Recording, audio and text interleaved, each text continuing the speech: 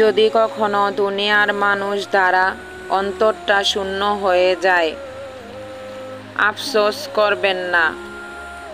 আল্লাহ তাআলা হয়তো আপনার শূন্য অন্তরটাকে তার ভালোবাসা দিয়ে পরিপূর্ণ করে দেওয়ার জন্যই খালি করে দিয়েছেন।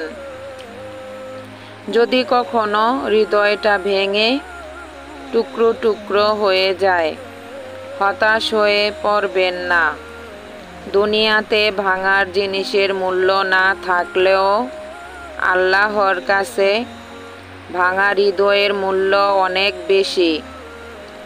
আপনার জীবন থেকে এমন কেউ হারিয়ে গেছে যার ওপর আপনি খুব নির্ভর করতেন, যার প্রতি আপনার ভালোবাসার মুগ্ধতা হয়তো আপনাকে দখল করেছে, অথচ সেই ভালোবাসা আল্লাহর জন্য হওয়া উচিত ছিল।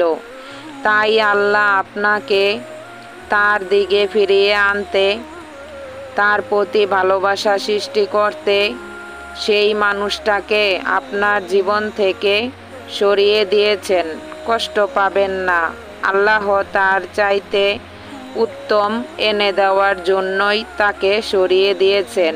বিশ্বাস করুন, আল্লাহ কখনো আমাদের থেকে কোনো জিনিস কেড়ে নেন না যতক্ষণ না আমাদের জন্য হারানো সেই বস্তু কিংবা ব্যক্তির চাইতে উত্তম কিছু ফয়সালা না করেন। তাই ধৈর্য ধরুন, নিশ্চয়ই আল্লাহ ধৈর্যশীলদের সাথেই আছেন।